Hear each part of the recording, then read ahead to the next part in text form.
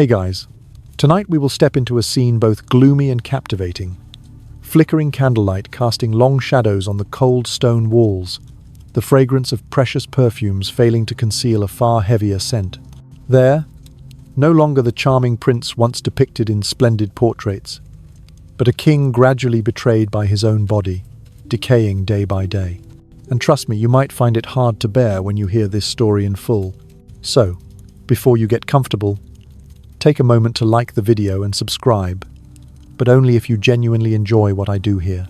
While you get ready to sit back and relax, leave a comment to let me know where you're watching from and what time it is there. I really enjoy seeing my audience coming from all over the world. Now, dim the lights, maybe turn on a fan for that soft background hum, and let's ease into tonight's journey together. Just imagine, the light in Greenwich Palace in the year 1536 that afternoon must have been like the golden sunlight of a winter afternoon in America now, slanting through narrow windows, reflecting on the shining armor of a confident king. That was Henry VIII, 44 years old, still considered healthy by the standards of that time. You see him on the back of a tall horse as big as a modern SUV, preparing to charge into a jousting match, a sport as heroic as it was dangerous, no less intense than a football game with some fiery collisions. The official historical event you need to remember. On January 24th, 1536, during a jousting match on horseback, Henry VIII suffered a terrible accident.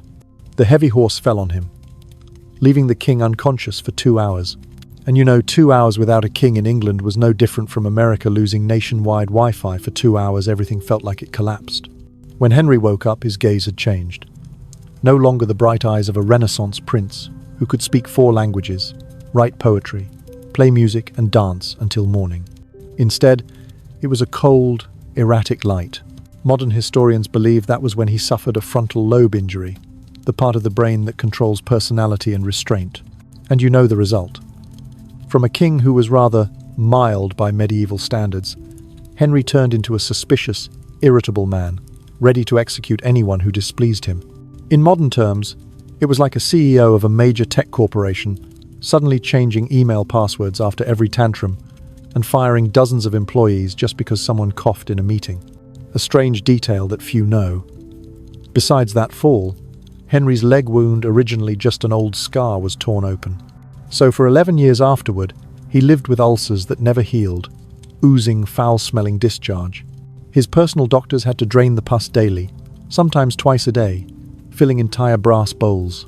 But just imagine, the king still ordered painters to depict him with long, strong legs, standing firm like an athlete. It was no different from someone now using a photo editing app to filter a sharp V-line face, while in real life, well, I'll let you imagine the rest. Just a light joke, who among us hasn't overused a filter at least once? Historians still debate. Was it truly the injury in 1536 that marked the turning point, making Henry a tyrant, or had he always carried the seeds of cruelty within him? Some say he was already suspicious and ambitious, and the accident was just the last straw. Others insist, after the fall, Henry was no longer himself, like 2 different men before and after 1536. Imagine further, Henry grew fatter and fatter, his waist expanding from 48 inches to 54 inches in just a few years, wider than a modern refrigerator. To support his weight, the wooden floors of Hampton Court had to be reinforced with beams, doorways widened, chairs specially made with removable armrests to make room for his massive body. Truly, compared to now, he was like a Hollywood star who failed at dieting. But instead of paparazzi, the entire court had to live with the stench from his ulcers. Another bizarre detail, his late-life portraits, when examined under X-ray, revealed that Henry was once painted holding a staff topped with a skull. Later, it was erased to be less disturbing. Just think, you go meet your boss and see him leaning on a skull-topped staff, tapping it on the floor as he speaks. Surely you would work with great focus. A light joke, but perhaps you'd resign the very next morning. In his final years, Henry often talked to the dead, his father, mother, ex-wives, even Anne Boleyn, the one he had executed. French envoys once recorded him shouting at an empty chair during a banquet, scolding an invisible witch sitting there. Just thinking about it is chilling. Compared to modern times, it was like a president holding a press conference, then suddenly turning to scold. the microphone for mocking me. Historians still argue fiercely, was Henry truly insane from infection? Or were these stories exaggerated by political rivals to slander the king? Some doctors' records seem to confirm symptoms of sepsis, while diplomatic reports from France and Spain preferred to paint Henry as a monster. Just like now, the press of two rival countries could report on the same event, but each side would create a completely different story. Gradually, Henry turned into a king both terrifying and pitiful.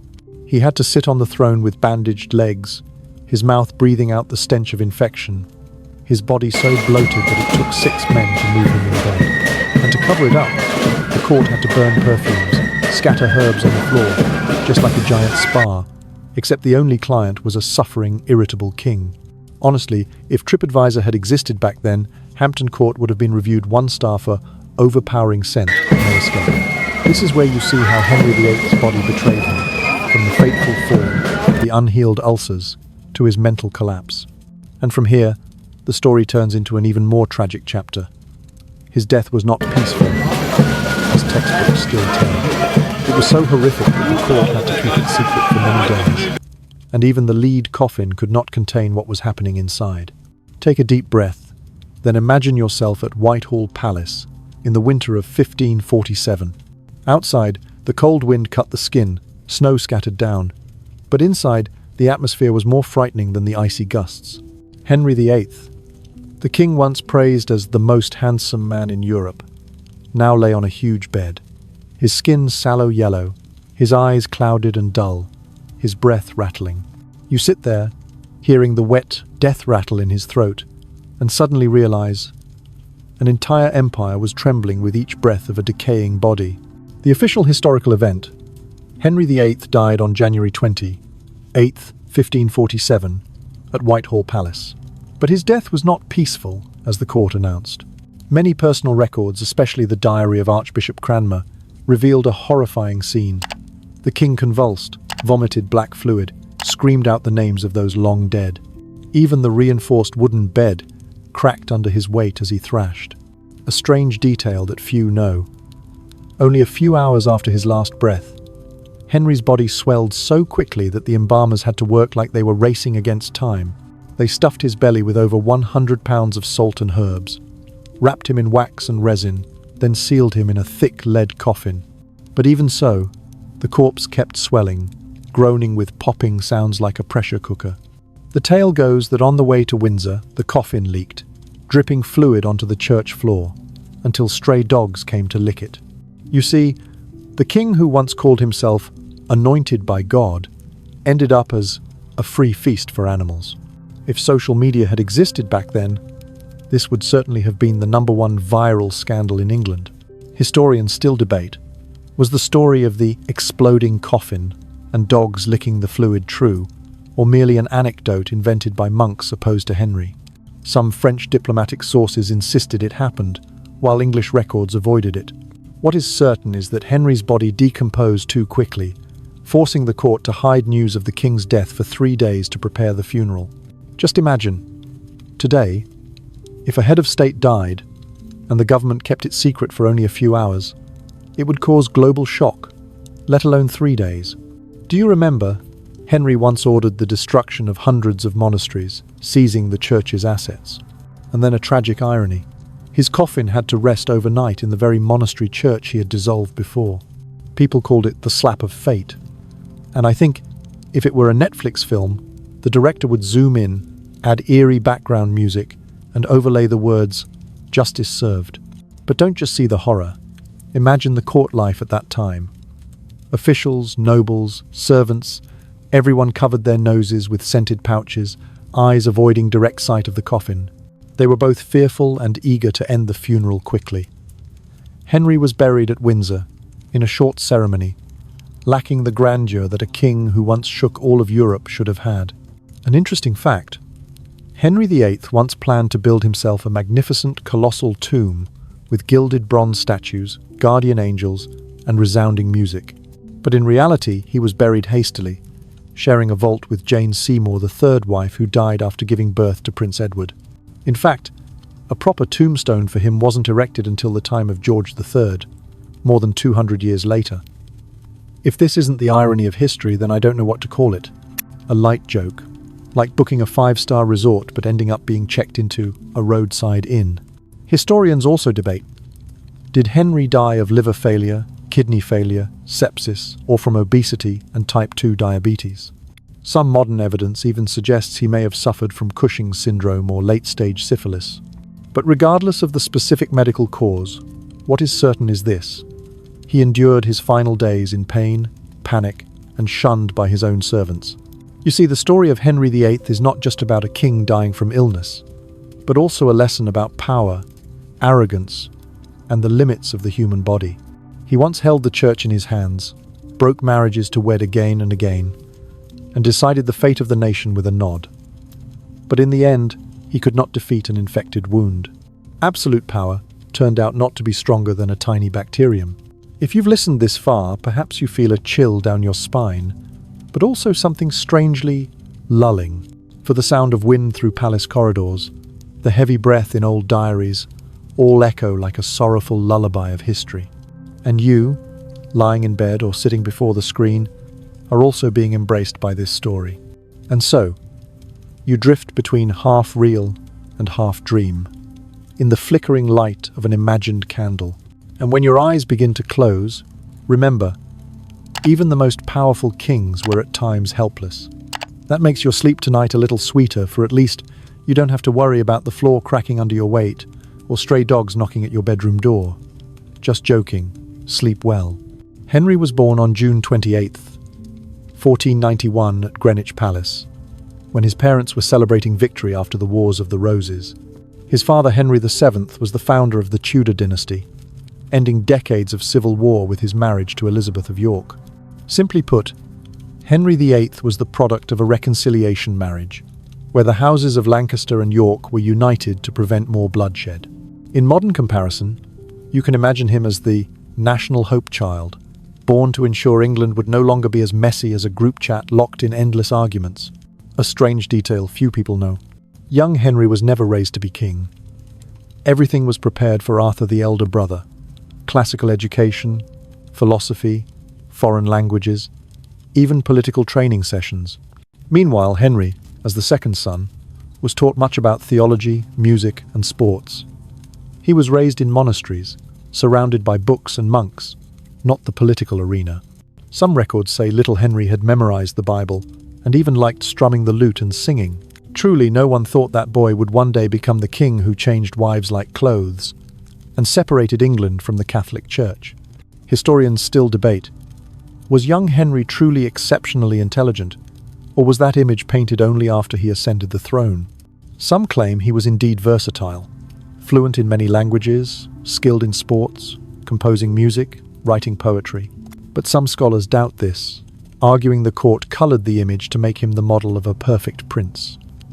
You probably know this feeling. It's no different from reading a resume that says fluent in 5 languages, but in reality, Google Translate is still the best friend. Now we move closer to the turning point. In 1501, his brother Arthur, the heir to the throne, married Catherine of Aragon, the Spanish princess. The wedding was splendid. The whole of Europe watched. But only a few months later, Arthur fell ill and died at just 15. And so, Plan B, Henry suddenly became the sole heir to the throne. The official historical event. Arthur died in April 1502 at Ludlow Castle. This death completely changed Henry's destiny. From the backup boy, Henry became the one who must inherit. All the education programs, marriage plans and ceremonies, all turned to the 11-year-old boy. A strange detail, right after Arthur's death, a troubling question arose. What to do with the young bride, Catherine? The England-Spain marriage was too politically important to discard easily. The solution: marry Catherine to Henry, the younger brother-in-law, 6 years her junior.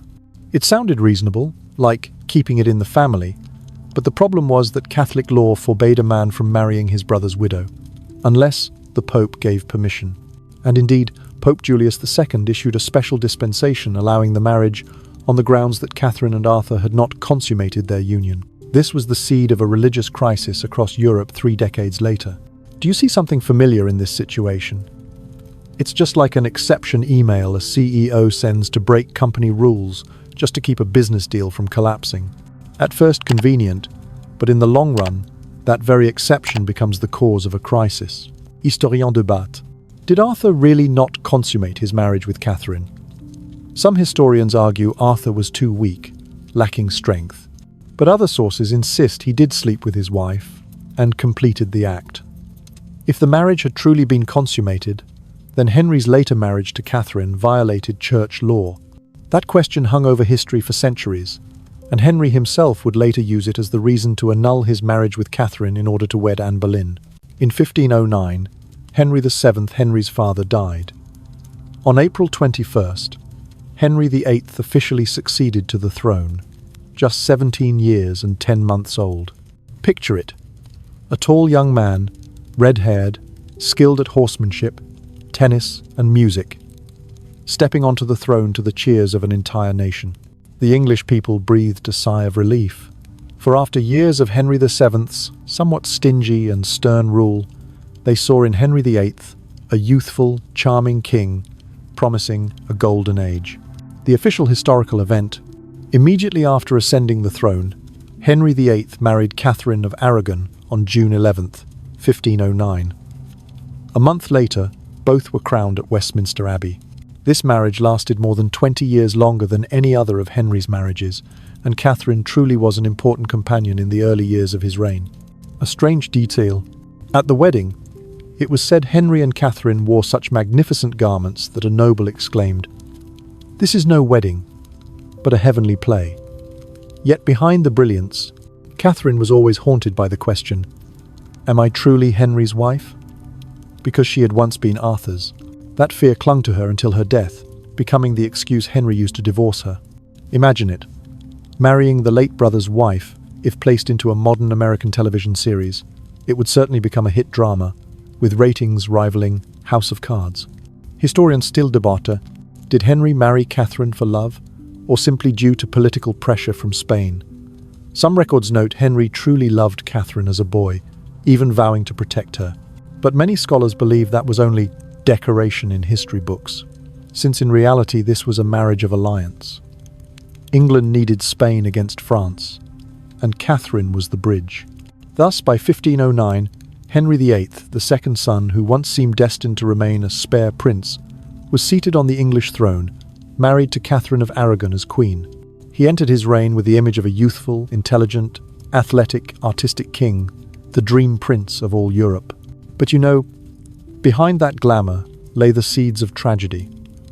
A marriage born of political compromise, a papal dispensation full of controversy, and a king whose destiny no one could predict. Do you see now?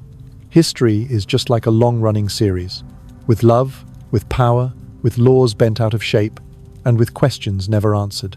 And now, as Henry VIII has officially worn the crown with the Queen at his side, the door to the next tragedies of his life swings wide open.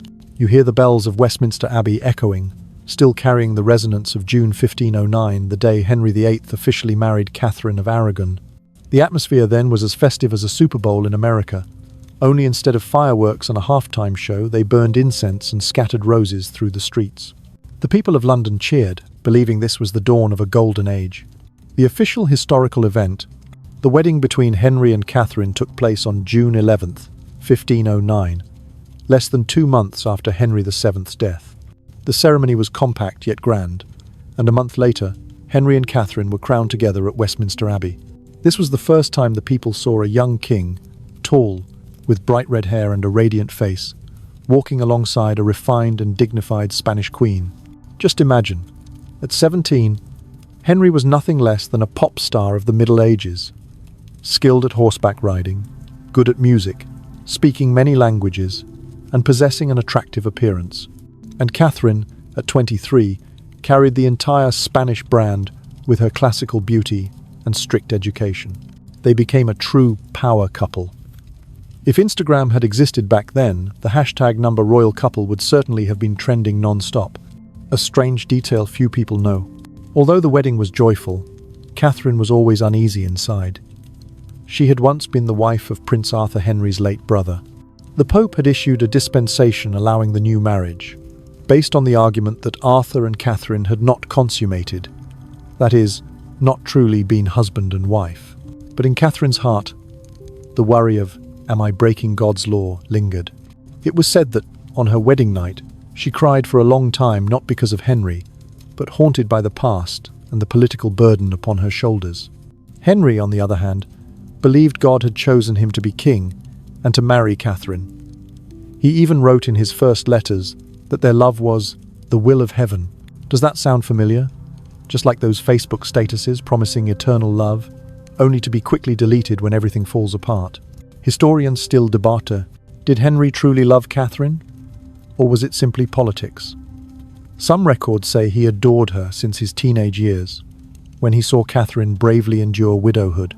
But many historians argue that this marriage was mainly to strengthen the England-Spain alliance against France. The love story was just makeup the court painted on to make the people happier. In the early years of the reign, you would see Henry VIII appear as a true dream prince. He loved sports, horseback riding, hunting, especially playing real tennis, a precursor to modern tennis. He also loved music, even composing a few songs and poems. In his 20s, Henry was full of energy, enthusiastically hosting feasts, singing and dancing until morning. People described him as able to dance for hours without tiring. It was an image completely opposite to the obese and suspicious king of later years. The official historical event, Henry quickly established a ruling style entirely different from his father. If Henry VII was cautious, frugal, and somewhat stingy, then Henry VIII was generous and loved to spend money on festivals. He granted pardons to many prisoners, held tournaments, and opened grand celebrations in London.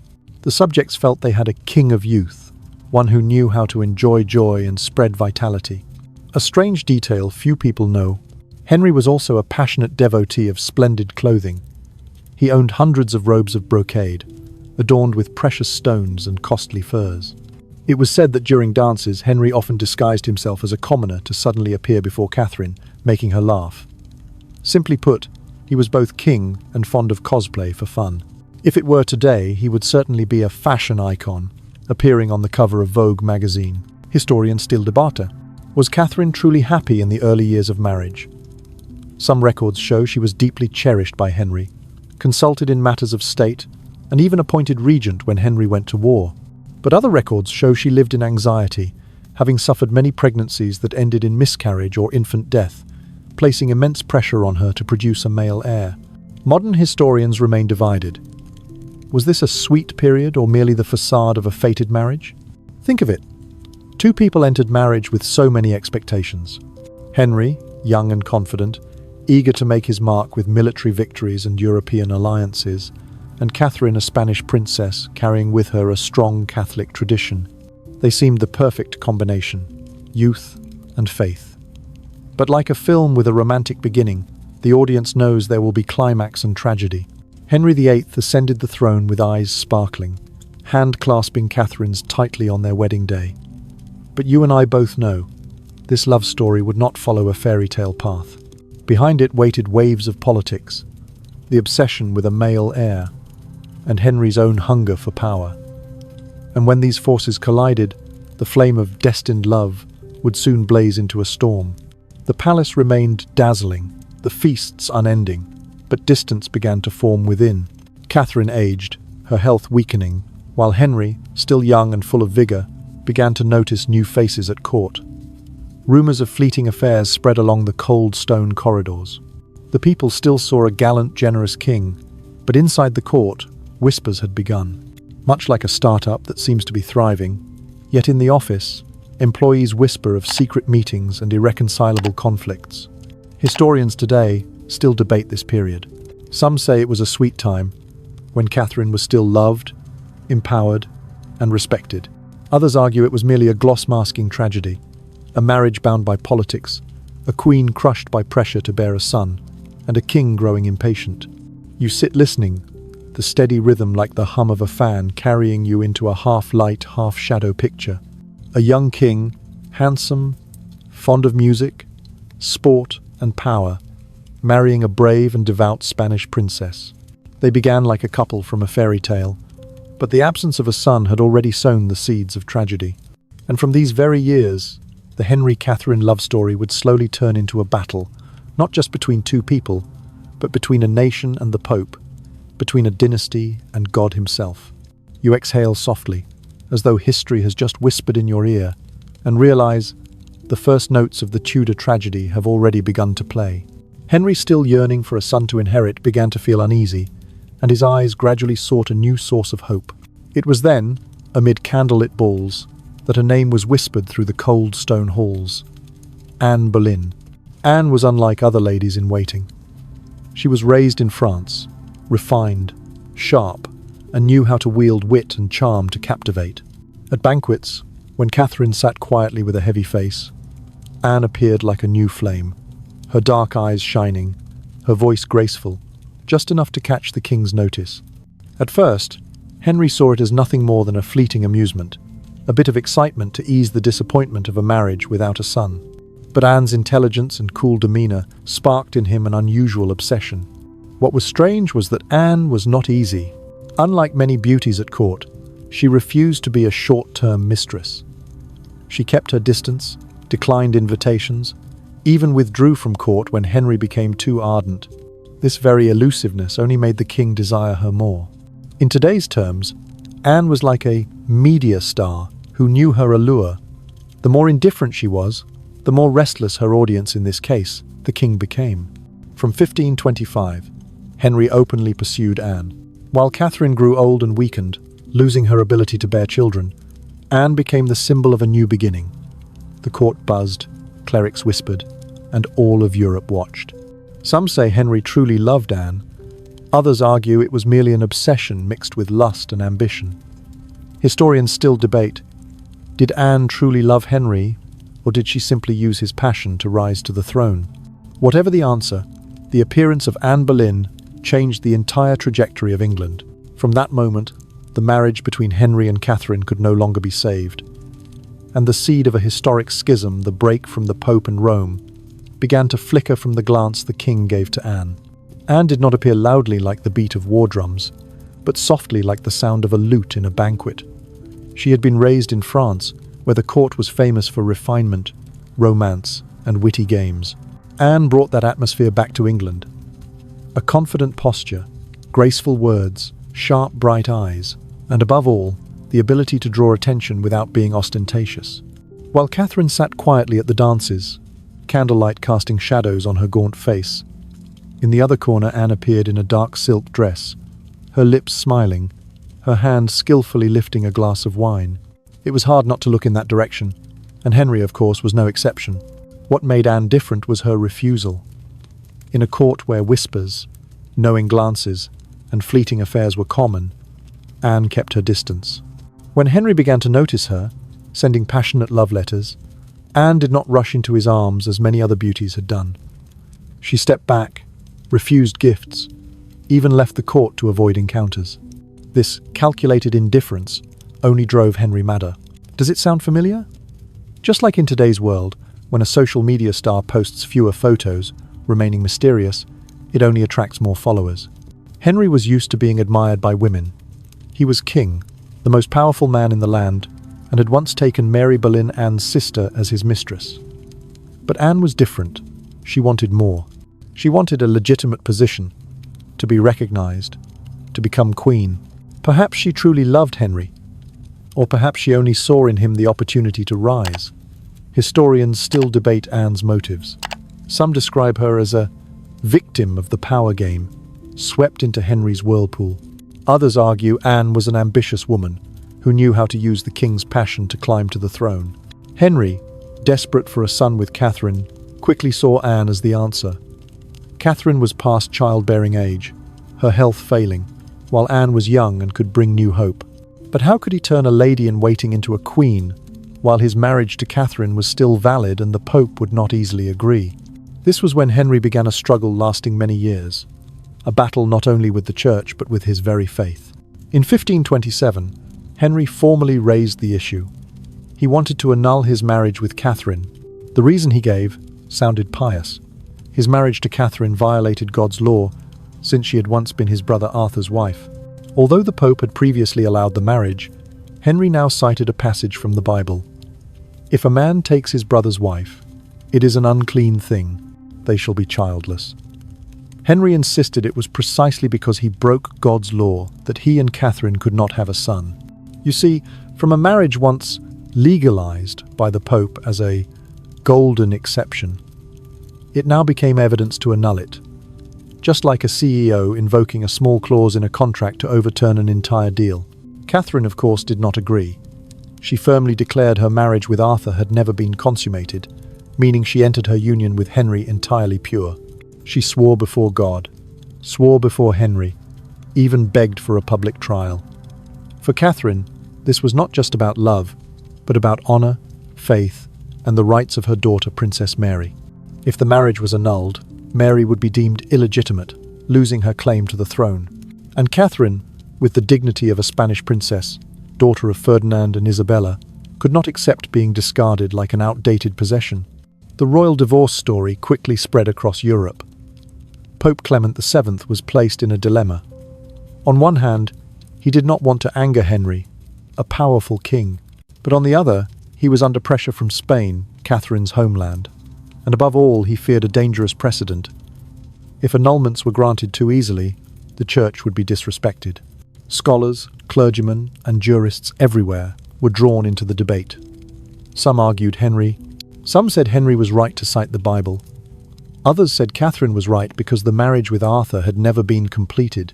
All of England became a giant courtroom where everyone, from judges to commoners, debated the Queen's marital bed.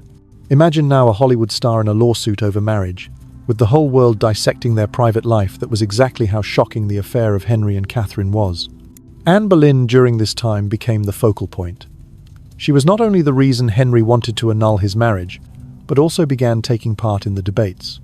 Anne encouraged Henry that he did not need to depend on the Pope, that he could decide the fate of his marriage himself. The letters Henry sent to Anne in this period were filled with desperation and passion. He promised to make her queen, promised to do anything to marry her. Some letters, written in hurried handwriting, had Henry calling himself "your servant," something rare for a king. From 1529, the debate was formally brought to a special court at Blackfriars, where Cardinal Wolsey and Cardinal Campeggio were tasked with judging. Catherine, brave and full of dignity, stood up, knelt before Henry, and begged him to look into her eyes and say she was not his lawful wife. Henry faltered, unable to answer directly. The people supported Catherine, seeing her as a steadfast woman, while Henry began to face criticism. Wolsey, unable to help Henry, lost credibility and was replaced. This was the beginning of the rise of new figures like Thomas Cromwell and Thomas Cranmer, men who would help Henry sever ties with Rome. Meanwhile, Anne grew stronger. She refused to be just a mistress in the shadows. She set the condition, either queen or nothing at all. This firmness forced Henry into a reckless decision to separate England from the Pope, to establish the Church of England, and resolve his marriage himself. This was the moment that changed all of Europe. From a personal infatuation, an illicit love, it turned into a religious reformation that shook the foundations of Catholicism. By 1533, when Anne was pregnant, Henry could wait no longer. He secretly married Anne, and Thomas Cranmer, now Archbishop of Canterbury, quickly declared Henry's marriage to Catherine null and void. Catherine was demoted to Dowager Princess of Arthur, stripped of her queenly title. Mary, her daughter, was declared illegitimate. Anne officially became queen and gave birth to a daughter, Elizabeth, who would later become the legendary Queen Elizabeth I. But you see, it all began with a glance, a dance, a woman daring to say no to a king. Anne Boleyn appeared like a flame, and that flame burned down an entire religious order, consumed a marriage that had lasted more than 2 decades, and permanently changed the history of England. One could say, without Anne, Henry VIII might have remained just a warlike, party-loving king, not the man who created the Church of England and laid the foundation for an entire new era. Sit back and close your eyes, and you can hear the rustle of Anne's silk gown on the cold stone floor, Catherine's weary sigh in the corner, and Henry's pounding heartbeat as he decided to place both his throne and the faith of a nation into the hands of one woman. And history, as always, never follows a safe path. Imagine the scene at Whitehall Palace in 1533, when Anne Boleyn officially became queen. After years of waiting, refusals, struggles, and secret calculations, She was finally crowned, as the bells rang out and the courtiers looked on with half reverence, half curiosity. But you and I both know, whenever history gives someone the laurel crown, it also hands them an hourglass counting down to tragedy. And for Anne, that hourglass ran faster than anyone imagined. Henry at that time had placed all his trust and hope in Anne. He believed God had punished him for marrying Catherine, and now, with Anne, he would have a male heir. When Anne was pregnant, the entire court was tense, London abuzz, as though waiting for a final match. But when the child cried its first cry, it was a girl, Elizabeth. The king, who had hoped for a prince to save the dynasty, suppressed his disappointment. But the seeds of doubt had already begun to sprout. Anne was still cherished, but now she had to prove herself more than ever. Picture Anne in the palace, sitting beside the cradle of the little princess, fully aware that Henry's love was not eternal. She had to give him a son. Meanwhile, Catherine, though reduced to Dowager Princess of Arthur, still had massive support from the people. Many still considered Catherine the rightful queen. Anne, with her sharpness and strong personality, was increasingly disliked. Political rivals, clergy loyal to Rome, even nobles within the court, all waited for her to fail. In truth, Anne was not always pleasant. She was intelligent, sharp, but also hot-tempered and arrogant. Many times she quarreled fiercely with Henry, something Catherine had rarely done.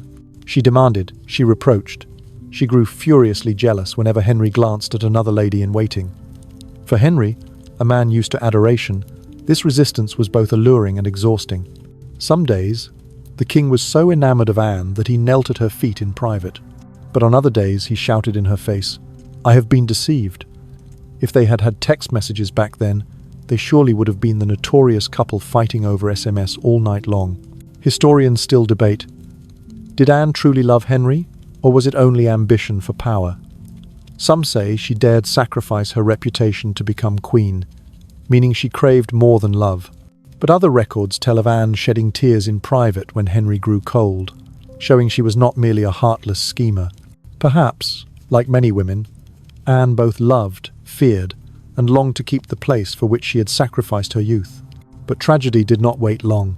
After Elizabeth, Anne became pregnant several more times, but all ended in miscarriage or stillbirth.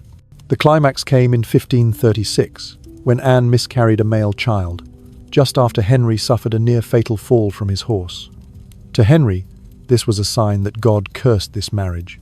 He began to grow disheartened, seeking pleasure in the arms of other women, among them Jane Seymour, a gentle, quiet lady in waiting, and above all, one who did not pressure him like Anne.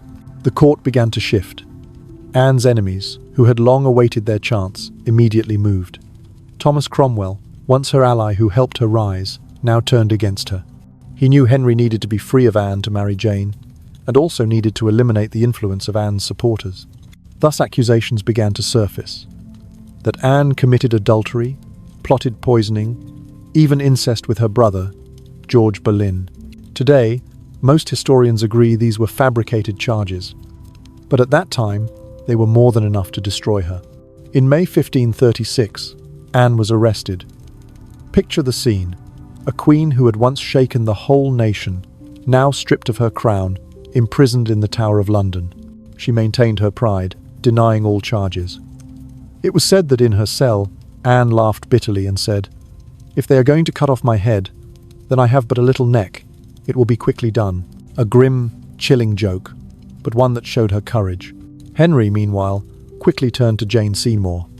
He abandoned Anne entirely, as though he had never promised nor written those passionate letters. Only days later, a trial was staged, and as expected, Anne was found guilty of treason, adultery, and incest. The sentence was death. On May 19, 1536, Anne walked to the scaffold at the Tower of London. She wore a grey gown, a small cap on her head, her demeanour strikingly calm. She did not curse Henry, did not resist, only said a few short words praying for God to protect the king. Then she knelt, bowed her head. The French executioner, famed for his swift skill, needed only one stroke of the sword. As the steel flashed, one tragedy closed, but a legend opened. Anne Boleyn, the woman who changed England's history, died in solitude and misfortune. After her death, Henry hastily married Jane Seymour only 11 days later. For him, it was a way to quickly close a chaotic chapter. But for history, Anne Boleyn's shadow remained. She was not only the reason England broke from the Pope, but also the mother of Elizabeth I, the greatest queen ever to rule England. Without Anne, perhaps there would have been no Elizabethan age, no era of overseas expansion, no Shakespeare under patronage, no flourishing global empire. Close your eyes and imagine the wind blowing through the Tower of London, the silhouette of a slender woman stepping onto the scaffold. People could call her a witch, an ambitious schemer, a traitor.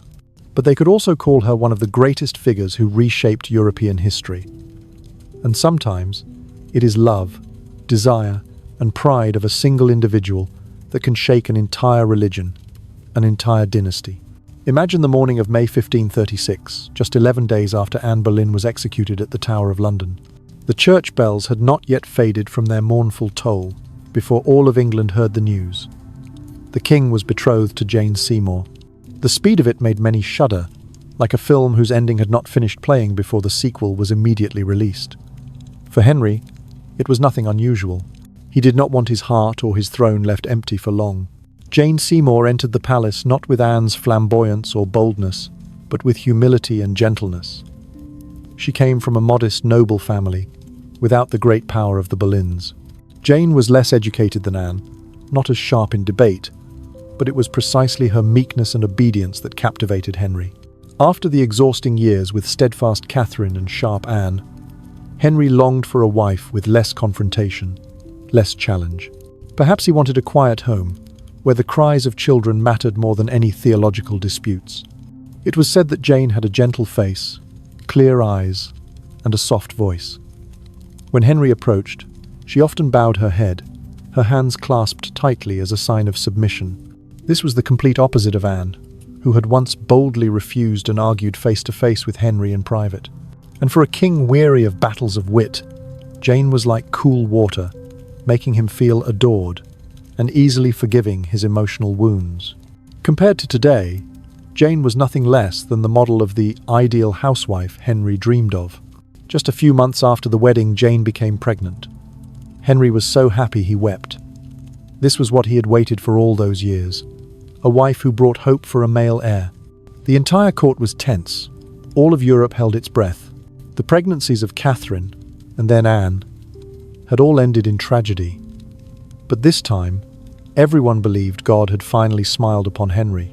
In October 1537, Jane gave birth to a son, Edward. Henry seemed transformed. He proclaimed it everywhere, held magnificent feasts, embraced and kissed Jane in front of the court.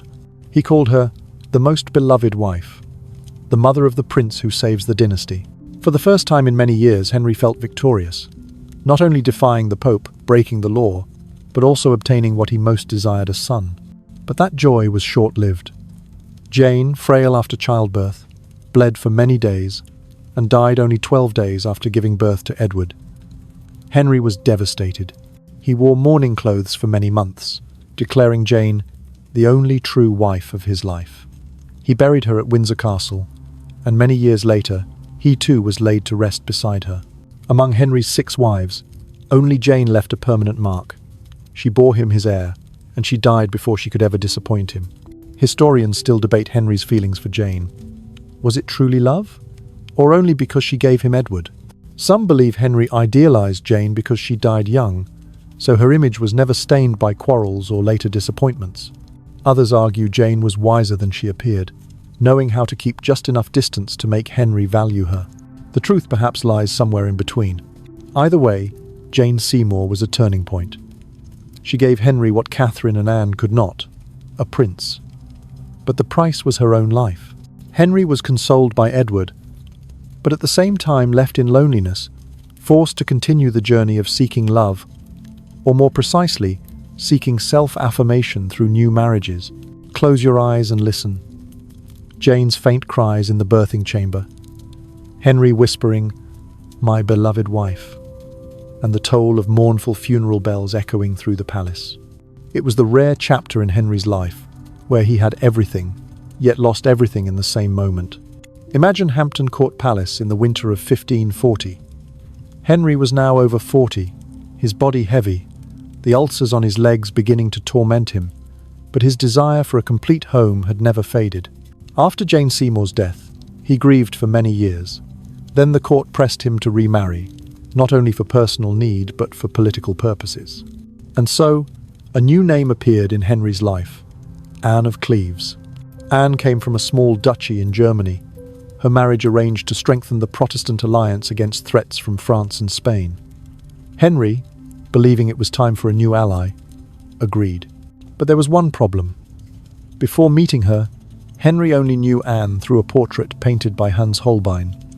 The painting was exquisite, but in reality she disappointed him greatly. When he first saw Anne in person, Henry whispered to a courtier, "I cannot be the husband of this woman."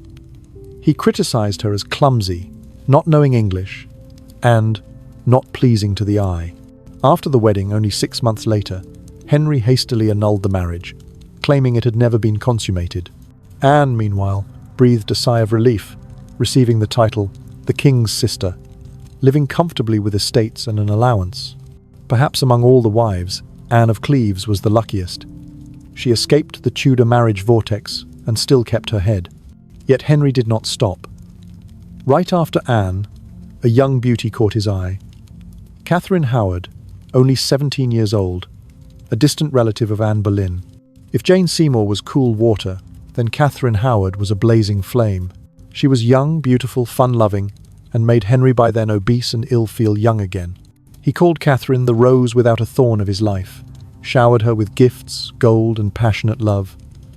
But tragedy struck quickly. Catherine, still so young, was unaccustomed to the strictness of queenship. Rumours spread through the court. She had had lovers before marrying Henry, and after becoming queen, may have continued. The news reached Henry, and imagine the old, ailing king hearing those accusations. His world collapsed. He raged, wept, then stormed in fury. Catherine was arrested, and after a hasty investigation, she was convicted of adultery. In February 1542, Catherine Howard was executed at the Tower of London, only about 19 years old. It was said that on the night before her death, she wept quietly, saying she wished she had been the wife of Culpeper, her former lover. Henry's cruelty was once again carved into history, while the people whispered. The king was no longer the gallant young man, but a paranoid and cold-blooded tyrant. After the tragedy of Catherine Howard, Henry seemed exhausted. But he had not abandoned his desire for a companion. And so appeared Catherine Parr, his final wife. Catherine Parr was not as young or beautiful as the others, but she had intelligence and kindness. Twice widowed, familiar with hardships, when she came to Henry, she was like both nurse and companion. Catherine Parr cared for Henry in his last years, comforted him, managed the court, and even reconciled the king with his 3 children, Mary, Elizabeth, and Edward. She also had reformist religious ideas, wrote books, and used her influence to protect Protestants under threat. But even Catherine Parr nearly fell into danger. Henry, in suspicion, once signed an arrest warrant against her, believing she was too eager in theological debates. Fortunately, Catherine was quick-witted. She showed submission, saying she only wished to converse to please your majesty. Henry calmed down, and Catherine escaped death by a hair's breadth. It could be said she was the only one who survived and witnessed Henry to the very end. When Henry died in 1547, he left behind a legacy of 6 marriages, each a tragic chapter of its own. Catherine of Aragon, the faithful wife, cast aside. Anne Boleyn, the woman who shook religion, but ended beneath the sword. Jane Seymour, the short-lived love, who left behind Prince Edward. Anne of Cleves, escaping with the title, the King's Sister. Catherine Howard, the teenage girl, executed in misery. Catherine Parr, the final caretaker, who lived to tell the tale. 6 women, 6 fates, 6 pieces that formed the portrait of Henry VIII. Close your eyes and hear the whispers echoing through the cold stone corridors. The prayers of Catherine of Aragon, the bitter laughter of Anne Boleyn, the weary cries of Jane Seymour, the sigh of relief from Anne of Cleves, the terrified screams of Catherine Howard, and the gentle consoling words of Catherine Parr. all blended together into a tragic symphony of a dynasty. Henry VIII did not merely have a complicated personal life. Those 6 marriages shaped the fate of England itself, from the break with Rome to the birth of Elizabeth I, the queen who led England into a golden age. Let your mind drift slowly to the end of Henry VIII's road, a king remembered not only for his victories or reforms, but also for 6 tragic marriages like a long multi-act play. When Henry drew his final breath in the winter of 1547, he was no longer the tall, red-haired young man who once sang and danced through the night at his coronation. Instead, he was a heavy, diseased body, covered in ulcers, yet still clinging to power until the very last moment. The legacy he left was complicated. Politically, Henry dared to do what few imagined: sever ties with the Pope and establish the Church of England. That decision at first stemmed from a private matter, the desire to divorce Catherine of Aragon to marry Anne Boleyn, but it ended up changing all of Europe. From one love affair, England stepped into the path of Reformation, opening a new era of religion and royal power. Without Henry, perhaps the English would have bowed to Rome for many more centuries. Militarily, Henry wanted to become the Alexander of the North, but his wars in France and Scotland drained enormous wealth while yielding little. He left behind an empty treasury, though he did build a powerful fleet, the forerunner of England's later naval might. People said he was like a gambler, always dreaming of the big win, but in the end spending only to buy illusions. In his personal life, 6 marriages became mirrors of his soul. Catherine of Aragon was a beginning of loyalty but helplessness. Anne Boleyn was the storm of passion that turned religion into a tool. Jane Seymour was brief consolation, leaving behind Prince Edward. Anne of Cleves was a lesson in failed political marriage, but ended peacefully. Catherine Howard was proof of suspicion and the craving for youth, while Catherine Parr was the gentle hand that guided him through his final years. 6 women, 6 fates, each leaving their mark on history and on Henry's heart, whether in love, hatred, or regret. Historians still debate, was Henry a tyrant or a victim of his age? Some see in him a paranoid despot, killing wives, killing friends, sowing terror. Others argue he was a product of a turbulent era, where an infected wound, a religious conviction, or a prophecy could alter a nation's fate. If Henry had been born in the age of modern medicine, perhaps his leg ulcers would have been healed, sparing him endless pain, and he might have been a gentler king. But history has no if. Today, Henry VIII often appears in paintings with hands on hips, legs spread wide, red beard and cold eyes. But behind that image of power was someone very human, fearful, suffering, longing for love, and haunted by the need for a male heir. One might say, it was precisely this weakness that makes him feel closer to us, even after nearly half a millennium. Close your eyes and imagine Henry's heavy footsteps echoing through cold stone halls, mingling with the whispers of the 6 women who passed through his life. The prayers of Catherine of Aragon, the sharp arguments of Anne Boleyn, the weak cries of Jane Seymour in childbirth, the soft laughter of Anne of Cleves escaping fate, the terrified sobs of Catherine Howard, and the gentle consolations of Catherine Parr to her sick, aging husband, all blended into a mournful symphony of a dynasty. Henry VIII did not just have a troubled private life.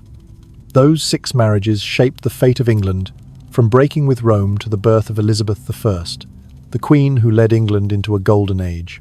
And as you relax in the sound of a soft breeze or the hum of a fan nearby, let the story of Henry VIII become a gentle blanket, reminding you that even the most powerful kings are merely human with limits. They too love, fear, make mistakes, and in the end, return to dust. Perhaps the greatest comfort we can take from this story is, you do not need absolute power to leave a mark. To live truly and to love is already a victory. Sleep well. History has closed its book for tonight, and you too can let your eyes close, peaceful in dreams. If you are not yet asleep, then let me gently tell you about another figure, the daughter Henry VIII never imagined would leave a deeper mark than all the sons he once longed for. That was Elizabeth I, the child born in disappointment, but who grew to become the greatest Queen of England. Picture again the autumn of 1533 at Greenwich Palace. When Elizabeth's first cries rang out, Henry VIII hoped for a prince, but instead it was a girl. The king swallowed his disappointment, yet still held a splendid baptism.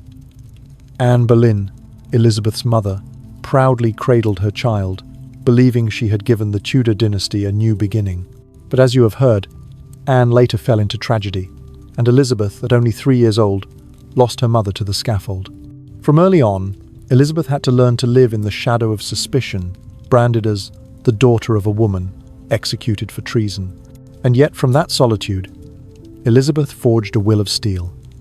She grew up intelligent, skilled in languages, and adept in politics. It was said Elizabeth could converse in Latin, Greek, French, and Italian like a true scholar. She also mastered the art of silence. Silence to observe, silence to wait, silence to survive amid the plots of court. Once, when her sister Mary took the throne and suspected Elizabeth of rebellion, she was imprisoned in the Tower of London, the very place where her mother had walked to the scaffold. That image was chilling. A young princess, standing by a small window, knowing that with a single signature, she could lose her head like her mother. But Elizabeth endured, wise and patient, and at last, she was released. When Mary I, Bloody Mary, died in 1558, Elizabeth, then only 25 years old, officially ascended the throne. Her coronation was nothing less than a new dawn. The people cheered, seeing in her youth bright eyes and hope after years of bloodshed. Elizabeth stepped onto the throne with a vow not to let the country sink into religious chaos again. And indeed, she skillfully balanced between Catholicism and Protestantism, building a separate Church of England, flexible enough to maintain peace, firm enough to assert sovereignty. But Elizabeth was not only a figure of politics, she was also a master of image. You must have seen the famous portraits. Elizabeth in intricately embroidered gowns, a wide rough collar like a fan, flaming red hair, piercing eyes. Every detail was calculated to send a message. She was the Virgin Queen, the sole wife of England, needing no man at her side. And thanks to this, she escaped the marital pressures that had once killed her mother. One might say, Elizabeth turned her weakness being born a girl into strength. She made herself a symbol that rose above men. Elizabeth's reign was also called the Golden Age. She supported the voyages of Francis Drake, opening new sea routes, bringing England closer to the dream of empire. She patronized literature, allowing Shakespeare, Marlowe, and many others to flourish. Under her reign, England was not only strong in politics, but also dazzling in culture. And of course, the peak of Elizabeth's power was in 1588, when the English fleet defeated the mighty Spanish Armada. That victory confirmed England's status as a naval power, and the image of Elizabeth, in silver armor, standing among soldiers, became legend. Yet even Elizabeth could not escape loneliness. She lived her entire life, unmarried, childless, leaving the eternal question: did she do so because of thwarted love, or as political strategy? Some suggest she once deeply loved Robert Dudley, Earl of Leicester, but could not marry him for fear of court divisions. Historians still debate, was Elizabeth truly virgin, or was it only an image crafted to bolster power? Whatever the truth, the title Virgin Queen was etched into history. When Elizabeth died in 1603, she had reigned for 45 years. The people mourned, and history honored her as one of the greatest rulers. The irony was that Henry VIII, once disappointed at having a daughter instead of a son, had left England a queen who led the nation into its golden age. You see, from the tragedy of her mother, Anne Boleyn, Elizabeth rose like a resilient flame. She was living proof that history sometimes enjoys irony. What a king considered failure a daughter was in fact the greatest gift to the nation. Close your eyes and let me lead you into the secret corridors of Richmond Palace, where Elizabeth I once sat alone for hours by a window, gazing at the moonlight shining on the rose garden. There, beneath velvet and jeweled gowns, was hidden a very different person from the solemn, virgin queen the world admired. During her reign, Elizabeth built for herself a strict lifestyle. She woke early, often beginning the day by listening to music or reading. It was said she could read the Bible in Latin, then switch to Greek, then compare with the English version as a kind of intellectual pastime. She especially loved dancing, and even in her 50s, Elizabeth would still dance the lively Italian volta, astonishing foreign envoys. Perhaps that was her way of defying age. using her body to challenge time. But a queen also had very ordinary insecurities. Elizabeth was obsessed with her appearance. In her youth, she was famed for her smooth white skin and flaming red hair. But after a bout of smallpox in 1562, her face was left scarred. From then on, Elizabeth began using white lead powder to cover blemishes. That cosmetic, ironically, was poisonous, worsening her skin. Yet each time she appeared in public, she still shone, her face thickly powdered, lips crimson, high rough collar, piercing eyes. One could say Elizabeth was among the first to truly grasp the power of personal branding. She created the immortal image of an ageless queen and steadfastly maintained it, even as her health declined. In her spiritual life, Elizabeth was a master of silence and restraint. She once said, "I know whose heart I belong to. It belongs to England." But was it truly so? Throughout her life, she had close men, and Robert Dudley, the Earl of Leicester, was the closest. He was considered the man Elizabeth loved, but the court was always suspicious. When Dudley's wife died suddenly from a fall down the stairs, rumours spread everywhere that it was a plot so he could marry Elizabeth. She understood that a marriage with Dudley would break the court apart, so she kept him in the place of confidant, never stepping one step further. After Dudley, there were proposals from the King of France, from the Prince of Spain, from countless European nobles. But Elizabeth always refused. Perhaps she was too wise. She knew that once married, she would lose independence, the throne would be shared, and her power would be shaken. So Elizabeth turned loneliness into a weapon. She declared herself the Virgin Queen, the sole wife of England.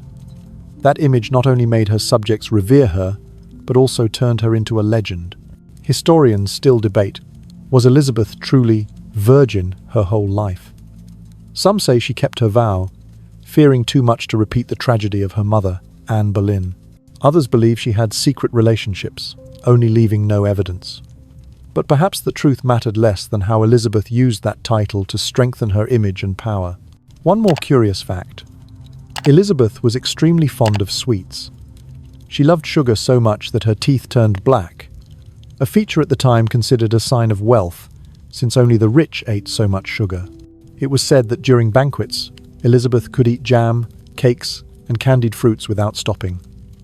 If modern dentists had seen her teeth, they would surely have wept. But for Elizabeth, as long as her portrait remained radiant, tooth decay or aching gums did not matter. In her final years, Elizabeth fell into deep sadness. Robert Dudley died. Many loyal courtiers also passed away. She grew old, thin, but still tried to maintain an image of authority.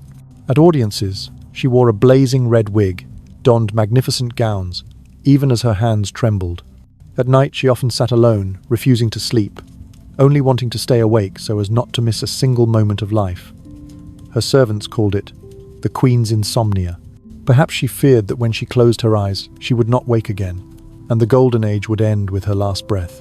In 1603, Elizabeth I died at the age of 69, after nearly half a century of rule. When the news spread, all of England sank into mourning. But the legacy she left was brilliant, a religiously stable England, strong at sea and shining in culture. That period was called the Elizabethan Age, and to this day, the name Elizabeth remains a symbol of resilience, intelligence, and strength. Close your eyes and imagine the rustle of silk gowns, the soft murmur of prayers, and finally, the silence as the Queen departed this world. A chapter closed, but the light Elizabeth lit still shines to this day. The legacy she left was not only legal documents or battlefield victories, but a cultural symbol. In painting, Elizabeth's image became an immortal model. A ruff collar spread like rays of the sun, a face covered with smooth white powder, sharp eyes, and a steadfast stance. Those portraits were not only to remember her appearance, but to etch an idea. Elizabeth as the Virgin Wife of England, an immortal queen rising above mere humanity. People looked at the paintings and saw a symbol, not just an individual, just as when you see the familiar logo of a great brand. You no longer think of a single product, but of an entire set of values. In literature, the Elizabethan era opened a golden age for Shakespeare, Marlowe, Spenser. Without her patronage, perhaps plays like Hamlet, Macbeth, or the immortal sonnets would not have had the environment to flourish. And you see, whenever a female character in Shakespeare rises with powerful, wise, independent lines, people still glimpse the shadow of Elizabeth, as though that entire literature was woven from the soul of a queen. In the minds of the people, Elizabeth was remembered not only for the victory over the Armada in 1588, but also for comfort. After decades of religious civil war, she brought the people a sense of stability. They called her Good Queen Bess, a nickname both intimate and affectionate. Though she could be stern, even ruthless with enemies, in the eyes of her subjects she was the protector of the nation. That image was like a strict mother who never abandoned her children. Through the centuries, Elizabeth has remained in the collective imagination. In the Victorian era of the 19th century, when the British Empire spanned the globe, people looked back at Elizabeth as a predecessor, the first queen who proved that women could rule more strongly than men. In the 20th century, between the two world wars, Elizabeth was remembered again as a symbol of courage.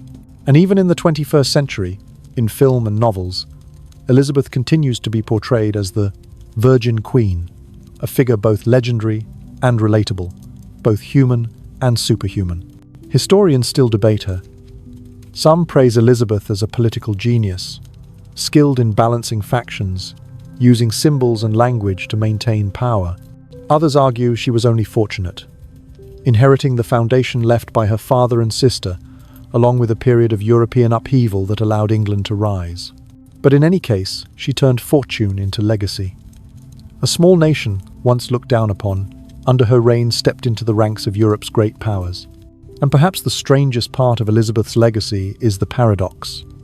She never married, left no heir, yet became the mother of an entire people. Her image lived on not through bloodline but through memory and symbolism. If Henry VIII was obsessed with having a son to continue the dynasty, Elizabeth proved that greatness did not lie in descendants, but in the marks left upon history. Close your eyes and try to hear the echo of a distant voice, as if from the cold stone walls of Westminster Abbey, where Elizabeth rests. A calm, resolute female voice that once told her soldiers before the Armada battle, "I have the body of a weak woman, but the heart and stomach of a king." That statement, more than 400 years later, still chills us. And as that whisper fades, you realize you are being lulled to sleep, not just by the story of a monarch, but of an entire nation. A story of pain, pride, and the strength to rise above fate.